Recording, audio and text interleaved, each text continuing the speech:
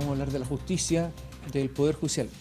Digo Poder Judicial porque en una de esas, en unos meses más, ese nombre va a estar absolutamente cancelado, eliminado. Se va a llamar Sistema de Justicia. ¿Con quién? Con Ángela Vivanco, ministra de la Corte Suprema, ministra de la Tercera Sala de la Corte Suprema y además vocera del máximo tribunal. Gracias por estar con nosotros. Muchas gracias, Tomás, por invitarme. A ver, usted, Ángela, ha sido profesora, decana de Facultad de Derecho y por lo tanto acostumbrada a poner notas finales y notas parciales. Póngale nota a la Convención Constitucional.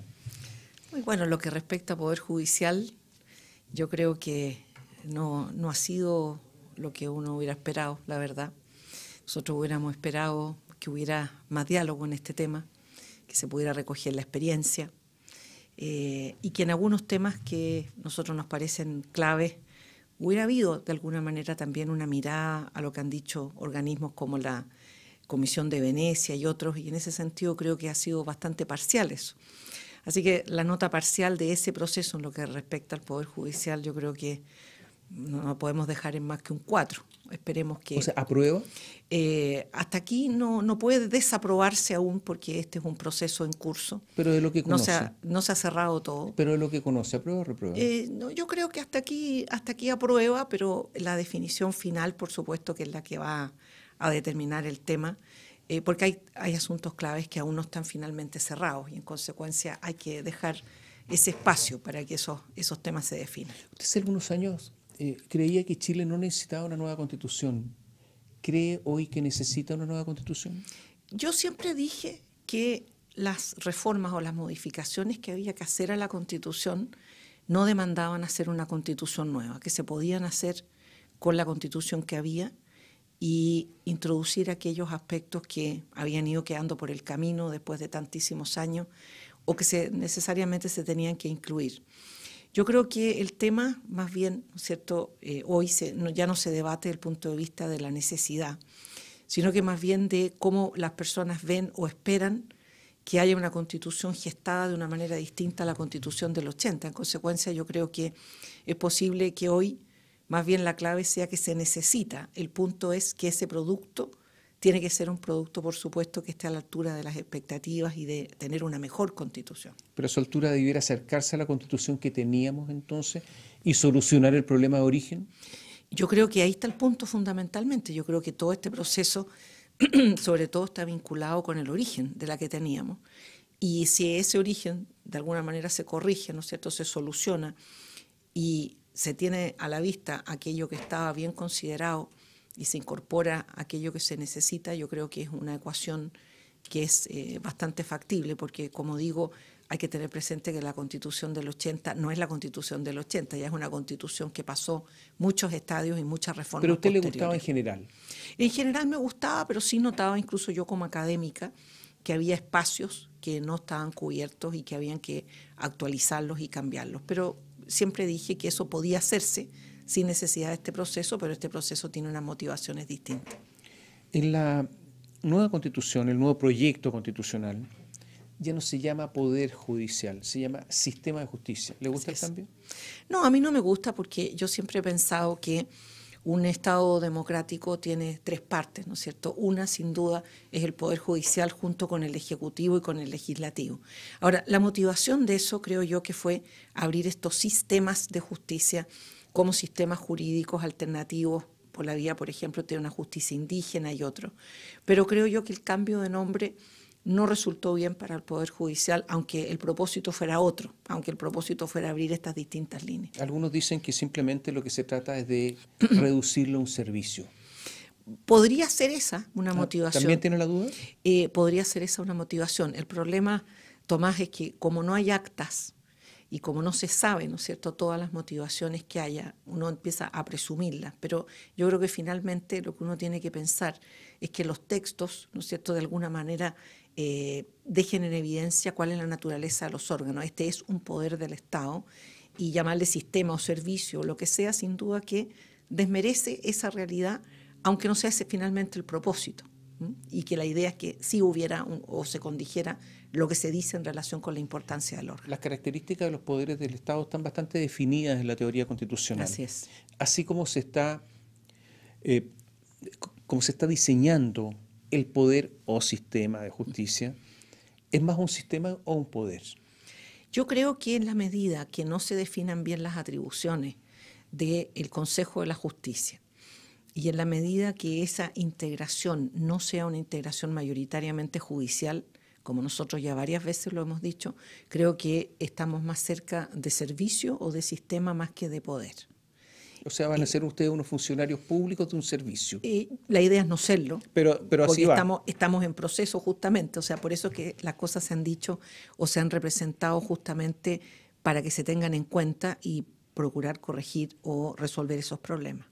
Consejo de Justicia. Cada 5 años los jueces van a ser sometidos a una revisión integral, le van a pasar escáner. Bueno, ese es un tema que tiene dos asuntos, ¿no? Uno se resolvió dentro de la tramitación del proyecto, que fue decir que no se van a revisar fallos judiciales. Y eso, por supuesto, que fue importante porque era una de las grandes aprensiones que nosotros teníamos. Pero sin perjuicio de eso, que creemos que es positivo que se haya resuelto, esto de tener abierta una atribución de revisión integral respecto de órganos que solamente van a tener funciones jurisdiccionales queda evidentemente muy abierto y no se entiende exactamente qué es entonces lo que se va a revisar, más aún si se incluyen estos temas de audiencias públicas, cosa que sin duda, ¿no es cierto?, complejiza mucho más el asunto. A ver, sí, esto está. Van a nombrar a los jueces, van a remover a los jueces, van a revisar, lo leo textual, revisar integralmente la gestión de los tribunales, evaluar y calificar periódicamente el desempeño de los jueces. Eso. Van a decir las promociones, los traslados, las permutas, cese de funciones. El desempeño. Es un órgano que asume el gobierno judicial, sí. Pero el gobierno judicial hay distintas maneras de asumirlo. Hay propuestas, por ejemplo, de tipo más moderado, que han funcionado, que en el fondo han tenido el propósito de distribuir de alguna manera las competencias, por un lado lo jurisdiccional, por otro lado la administración. Si eso no opera así, en definitiva, ese órgano, ¿no es cierto?, que administre es un órgano que tenga facultades demasiado abiertas, ¿no es cierto?, o funciones demasiado imprecisas, por supuesto que esa es una complicación. Pero no va a operar así, porque van a aplicar medidas disciplinarias. Los que se dedican a la administración no aplican medidas disciplinarias a los jueces. Es por carriles distintos. Tampoco hay una revisión integral de la gestión, ni el desempeño de los jueces. Claro, sobre todo esos criterios, ¿no es cierto?, cuando se trata de entidades que solamente van a ejercer funciones jurisdiccionales, queda bastante difuso. Y a nosotros lo que más nos ha preocupado este punto de vista es preservar la independencia de los tribunales, porque este tema siempre se mira como que los jueces quieren de alguna manera guardar sus espacios y que nadie los toque o que sean intocables, pero el punto tiene que ver con que la independencia judicial tiene un impacto sobre el resto de la sociedad y en consecuencia la administración de justicia muy intermediada es menos administración de justicia, que si no lo está. ¿Aquí serían menos independientes con este sistema? Con esa composición política que hoy tiene este Consejo y con las atribuciones tan extensas que tiene, sin duda que resta independencia y que esa ha sido una de las grandes preocupaciones. ¿Ustedes creen que se politizaría la justicia con esto? Claro que puede politizarse, sin duda. ¿Qué peligro hay? ¿Es un peligro inminente?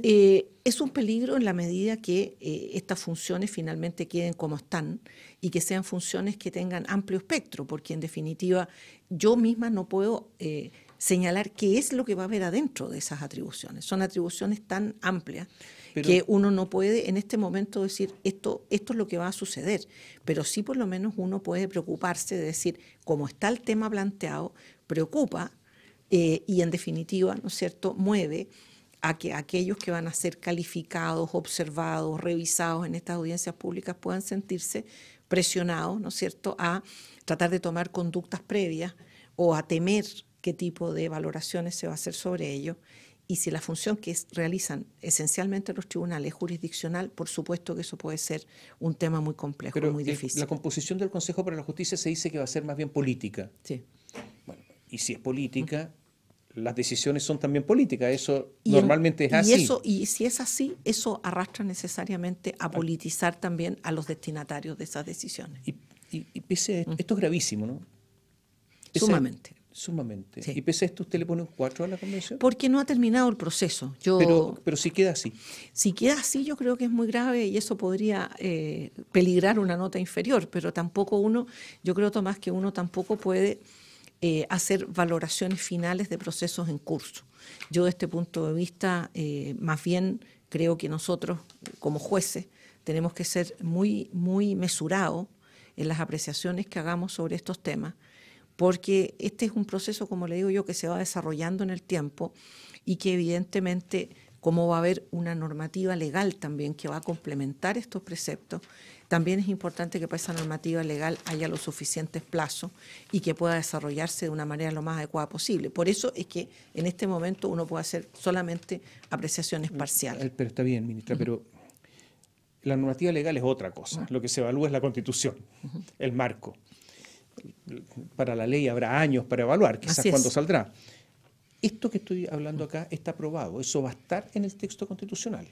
O sea, el Consejo de la Justicia y su composición y sus atribuciones ya están.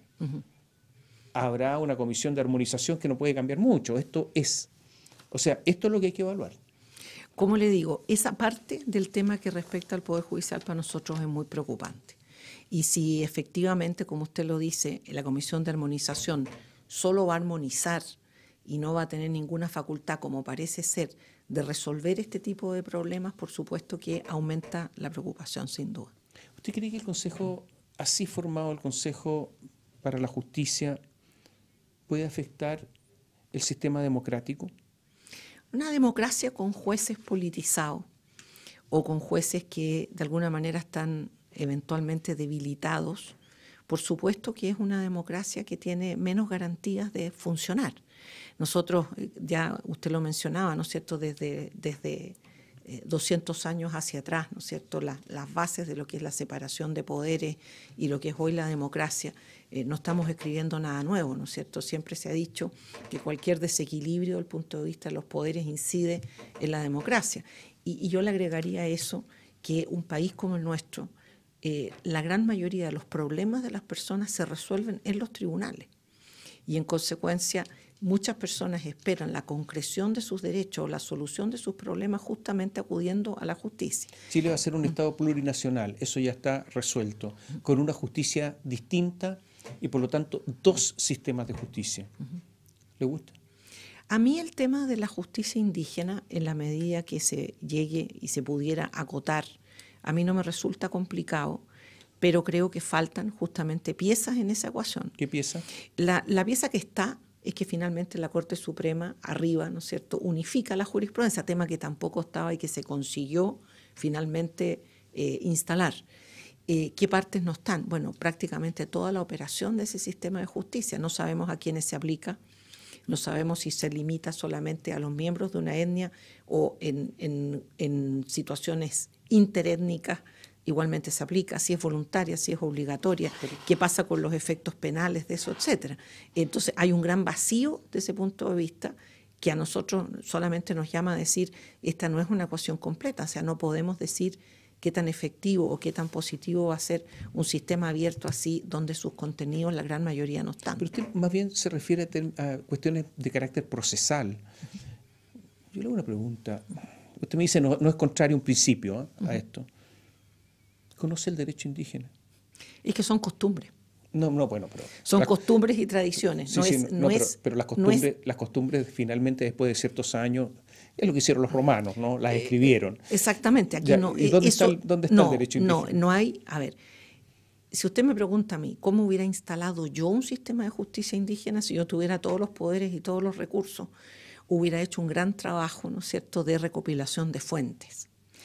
Y esa recopilación de fuentes sería la base para que eso pudiera finalmente transformarse en un sistema de justicia. Como nada de eso se ha hecho, ¿no?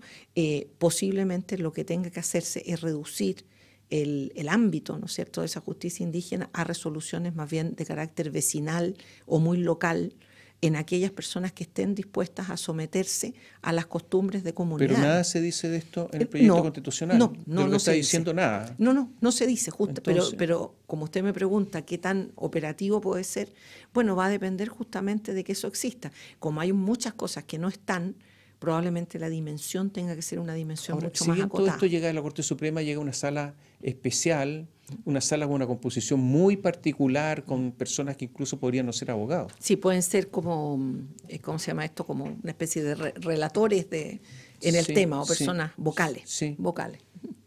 Por lo tanto, tampoco es la misma justicia para todo el mundo, igual para todo el mundo. A ver, yo lo que haga la Corte Suprema en esta materia, yo tengo confianza que va a hacerse sobre la base del derecho aplicable y que aquí no va a haber dos justicias. Yo en esto yo me siento muy comprometida en el tema de que no haya dos justicias, de que pueda haber sistemas distintos, pero que finalmente haya una justicia y que en consecuencia los grandes principios y los derechos de las personas primen frente a cualquier línea que se quiera establecer. Y en eso creo yo que se ha hecho un gran esfuerzo. Hay una larga jurisprudencia de la Corte Suprema en materia no solamente de unificación, sino de defensa de los derechos de las personas. Y creo que eso va a primar finalmente, aunque el sistema sea un sistema dispar, yo creo que el que la Corte Suprema esté arriba sí es un elemento de seguridad y es un elemento que es importante. Como le digo, aquí hay espacios que no están cubiertos y que uno solamente puede imaginárselos, pero creo que esté la Corte Suprema es un tema relevante. Un principio esencial, sin eso no hay nada. Nada de lo que hablamos serviría, el principio de igualdad ante la ley. Así es. Voy a hacer una pregunta, vamos a ir a una pausa, la dejo planteada. Si es que la Constitución, en el proyecto constitucional, se está respetando el principio de igualdad ante la ley o no. Volvemos en un instante.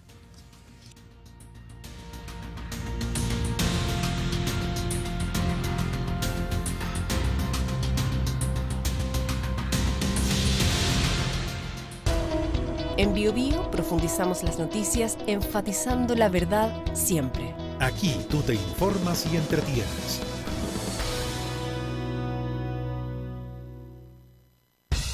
Cada tarde podemos dialogar, escuchar, criticar y comentar, pero con respeto.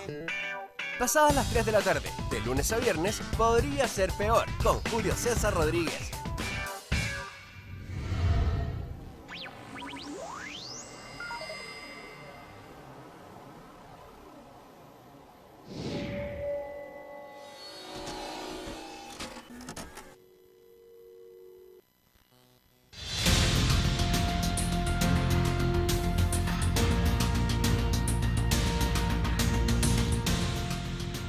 Estamos con la vocera de la Corte Suprema, la ministra Ángela Vivanco, y dejamos una pregunta planteada. ¿Se respeta la igualdad ante la ley en la nueva Constitución, proyecto constitucional? ¿Por qué? Porque se habla de igualdad con adjetivo, igualdad sustantiva. Se habla de la interseccionalidad. Bueno, ¿eso respeta el principio de igualdad ante la ley o no? Bueno, yo creo que en la Constitución se ha tratado de tocar este tema de la igualdad, tratando de combinar dos elementos que no son fáciles de combinar, ni en este proceso constitucional ni en ninguno, que es la consideración de derechos universales por una parte y por el otro lado derechos de grupos o derechos de estamento, ¿no? El gran desafío de Occidente, ¿no es cierto?, como hablamos de 200 años, fue justamente tener unos mismos derechos universales para todos, y después se descubrió que había grupos que de alguna manera, ¿no es cierto?, estaban bajo la línea de flotación de los derechos y que había a esos grupos que establecerles derechos estatutarios que de alguna manera completaran ese tema, ¿no? ¿Y por qué digo yo que es una combinación de elementos que no es fácil? Porque no puede, ¿no es cierto?, perecer el sentido general de los derechos para establecer los derechos estatutarios. Mi impresión es que hasta lo que llevamos en el trabajo de la Convención es que se ha hecho mucho hincapié en los derechos estatutarios para resolver problemas, desequilibrios y otras cosas. Pero creo que el sistema general puede haber quedado un poco por el camino. Y yo creo que eso sería importante, si es que se puede, ¿no es cierto?, reconducirlo a que hubiera un mayor equilibrio entre esos derechos estatutarios y derechos generales, que es lo que asegura justamente la igualdad ante la ley, es decir, la igualdad en la diferencia. A ver, pero un juez, para resolver una causa, deberá tener presente las disidencias y diversidades de género, regirse por los principios de justicia abierta, por los principios de plurinacionalidad, de pluralismo jurídico e interculturalidad y paridad, incluir la perspectiva de género, garantizar la igualdad sustantiva.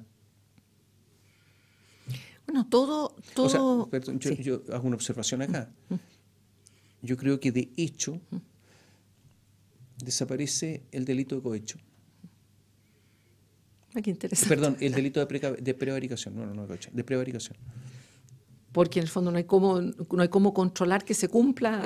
Sí. Claro, lo que pasa es que... ¿Sí o no? Perdón. A ver, no sé si va a desaparecer un delito o no, Tomás. No, pero en la práctica, con todo esto, ¿cómo se prueba?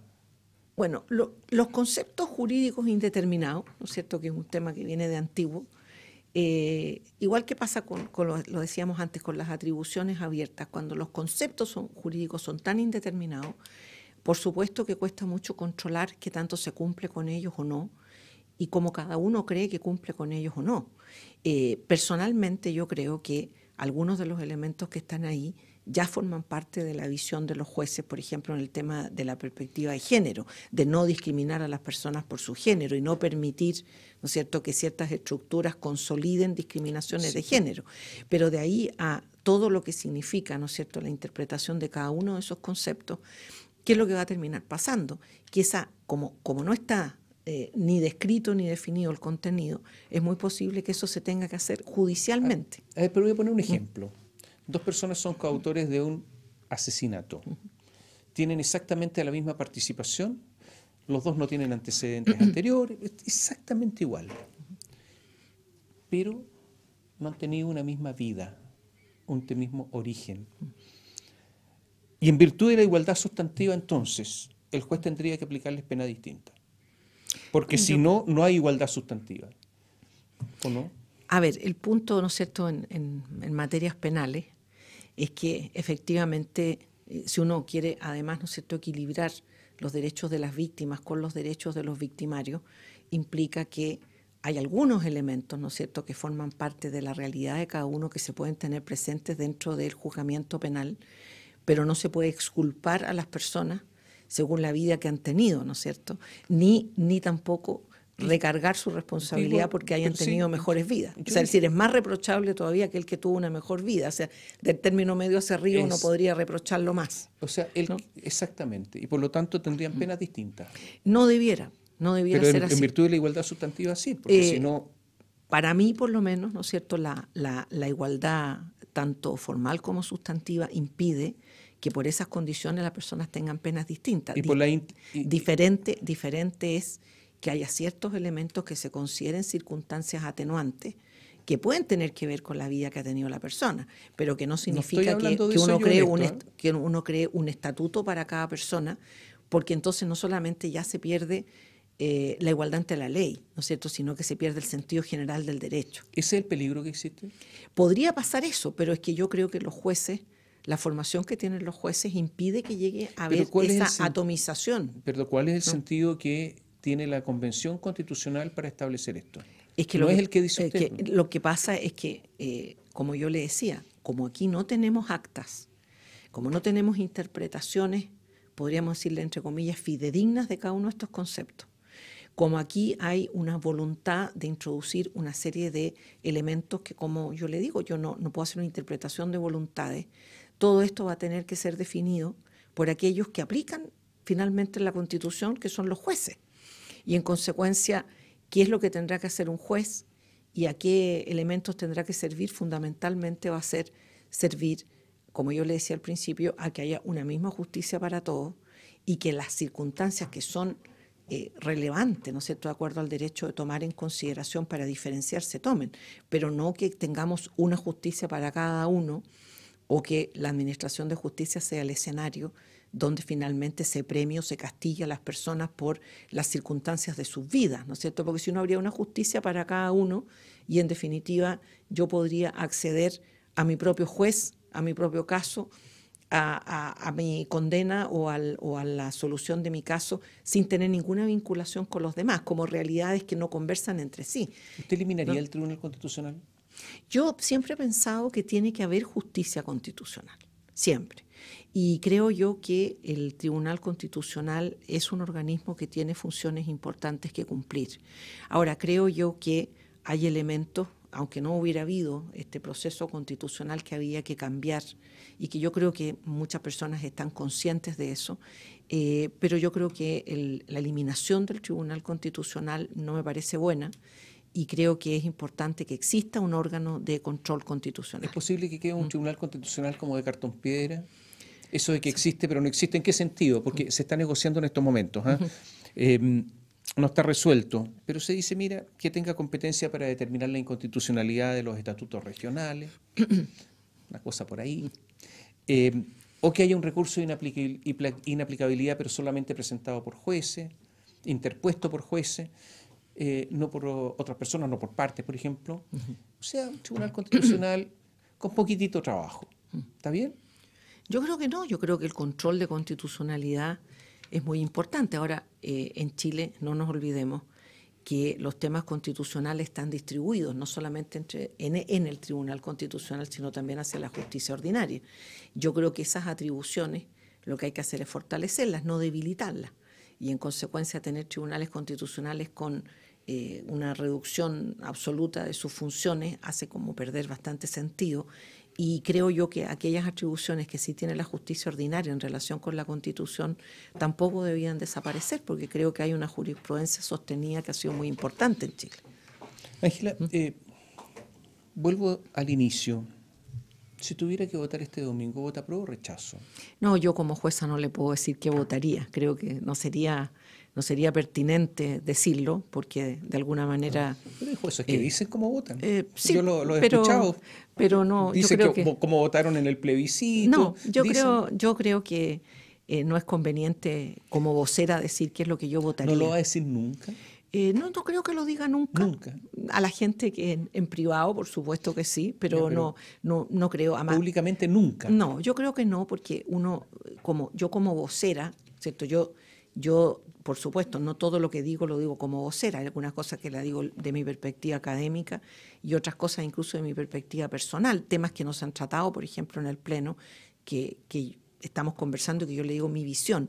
Pero de ahí a que un juez intervenga, ¿no es cierto?, sobre todo en un proceso que es complejo como este, diciendo, mire, lo que yo votaría es esto, lo otro, yo creo que de alguna manera, ¿no es cierto?, compromete al Poder Judicial. Claro, lo que pasa es que la Corte Suprema ha sido crítica de lo que está haciendo la Convención en el sistema de justicia. Muy crítica. No crítica, muy crítica. Entonces, pero claro, ser uno crítico, dice, bueno... pero mire, ¿cuál ha sido el propósito de la crítica, Tomás? Que mejore. Exacto. ¿Y ahí si no mejora? Bueno, entonces ahí tendremos nosotros que hacer una evaluación de lo judicial y de lo no judicial.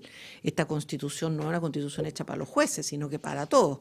Luego tendré, a lo mejor al revés, ¿no es cierto? Habrá un juez que diga, me gustó cómo quedó el Poder Judicial, pero estas otras cosas no me gustan y eso me va a conducir a votar de una u otra manera. Para los jueces el Poder Judicial es algo esencial. Por supuesto. Pero, es una frontera, ¿no? Bueno, es la tarea, ¿no es cierto?, y el compromiso que uno ha tomado como plan de vida, porque los jueces no entran y salen del Poder Judicial, sino que se dedican en su vida al Poder Judicial. Pero desde ese punto de vista, nosotros, la crítica que hemos hecho ha sido absolutamente en el sentido de procurar que las cosas sean mejores. Nosotros no somos activistas políticos, nosotros no estamos en un bando o en otro de los apruebos o los del rechazo, sin perjuicio de lo que cada uno de nosotros vote, pero sí creemos que es importante decir las cosas a tiempo para que se puedan solucionar. ¿Por qué? Porque uno no gana nada con que en definitiva, ¿no es cierto?, la normativa constitucional que tenga que ver con la administración de justicia sea débil, mala, poco clara, porque en definitiva no es solamente que afecta a los jueces, sino que finalmente afecta a las muchas personas, ¿no es cierto?, que acuden a los tribunales justamente buscando soluciones. Y ese ha sido el propósito. Se nos está acabando el tiempo, voy a hacer preguntas rápidas. ¿Conocía a Marcela Río? No la conocía de antes, la conocí ahora cuando nos visitó en la Corte. ¿Le hace sentido que una persona que no es abogado sea ministro de Justicia? Yo creo que va a tener que demostrarse en el camino, en la gestión. ¿Tiene duda? Por lo menos ha sido una persona con nosotros muy abierta y con una muy buena actitud, cosa que a mí me resulta muy agradable. Ya, pero una cosa es la buena actitud y ser abierto y otra cosa es los conocimientos. Es que nosotros no podemos calificar los conocimientos, pues Tomás, lo que calificamos es la voluntad que tengan los ministros de relacionarse con nosotros. Es la buena voluntad. Es que la buena voluntad es clave.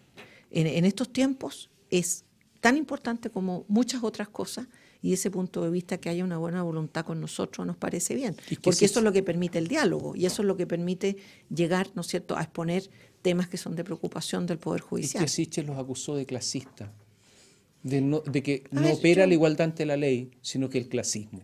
Bueno, yo creo, como lo decíamos antes, el tema de la igualdad ante la ley es clave. Y por eso fue tan grave la acusación. La justicia chilena ha hecho un tremendo esfuerzo, justamente en aras de la igualdad ante la ley.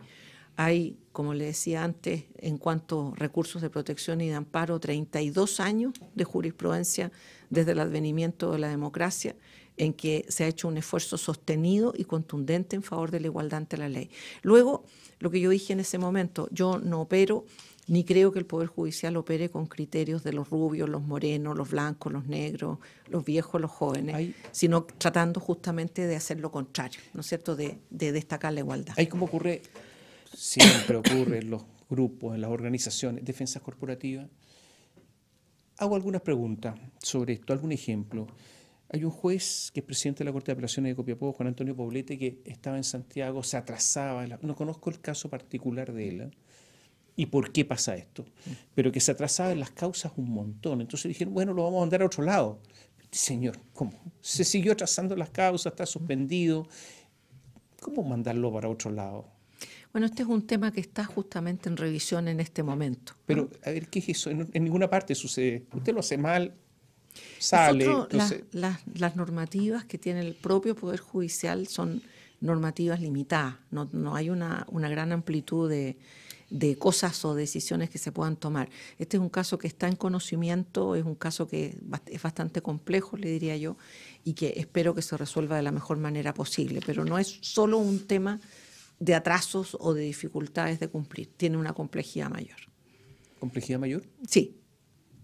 No le puedo decir más porque me inhabilitaría. Raúl Urrutia, juez, presentó querella criminal contra un montón de jueces de la Corte de Apelaciones de Santiago, prácticamente todos, ¿no? Y contra una ministra de la Corte Suprema, Delita Rabanales. Sí. Resulta que todos los jueces respecto de él se empiezan a inhabilitar, no hay tribunal nunca, esto se arrastra. ¿Qué pasa? Bueno, esto tiene necesariamente, aunque tarde, tiene que llegar a una solución este tema. ¿Pero por qué se demora tanto? Justamente por eso, porque cuando hay acusaciones, ¿no es cierto?, y situaciones en que se está adjudicando de alguna manera inhabilidad o estar comprometido con las causas, eso significa una demora, pero esa demora desde luego no es eterna, así que es un caso que finalmente se tiene que resolver. Un juez acusó prácticamente toda la Corte de Apelaciones de Santiago de cometer delitos.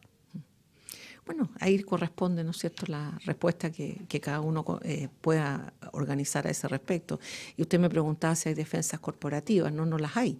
En este caso, los ministros que están involucrados en esto, por supuesto que tienen que responder y se tendrá que responder de acuerdo al derecho y no a las simpatías o antipatías que esa persona pueda generar. Que genera mucha antipatía y simpatía al mismo tiempo, ¿no? Yo creo que sí. Sí. ¿Al interior del Poder Judicial? Sí, yo creo que sí. O sea, están divididos en bandos. No tanto, porque tampoco que sea la estrella del Poder Judicial como para que divida al Poder Judicial, pero que si hay personas que lo ven de una manera o de otra, yo creo que sí, pero por eso justamente es que eso es lo que uno tiene que dejar de lado, no desconocerlo, pero uno lo tiene que dejar de lado en el momento que estos temas se resuelvan, porque se resuelven en derecho y no por las simpatías o antipatías. Me llama la atención cómo se están resolviendo los recursos de protección, porque es el recurso más utilizado en Chile y yo diría el más importante desde el punto de vista de la protección de los derechos individuales. No tienen tiempo para resolver. ¿Cómo? No tenemos tiempo. No, porque son causas agregadas, ¿no es cierto? Son un montón, sí. Porque yo creo que los requisitos de admisibilidad están bastante bajos. Sí. Entonces, entran, ¿no es cierto? Muchísimo. Muchísimo. Yo creo que porque los recursos de admisibilidad han ido bajando además en el curso del tiempo. Y Y resulta que si uno mira cuánto se demoran en resolver, y está la relación entre medio, etcétera, están resolviendo a una velocidad A ver, que yo creo que es inhumana. Bueno, las condiciones de trabajo no son fáciles. ¿Ah? No, pero es que, es que yo creo que no es posible, no es posible, de verdad. No son fáciles las condiciones. Tenga usted presente que nosotros vemos las causas en apelación. En consecuencia, tienen sus tiempos previos, ¿no es cierto?, de tramitación en las Cortes de Apelaciones. Nosotros vemos las causas, los recursos de protección en general en cuenta. Sí. Luego, la gran mayoría de ellos no se ven con alegatos, se ven Sí. en cuenta, ¿no?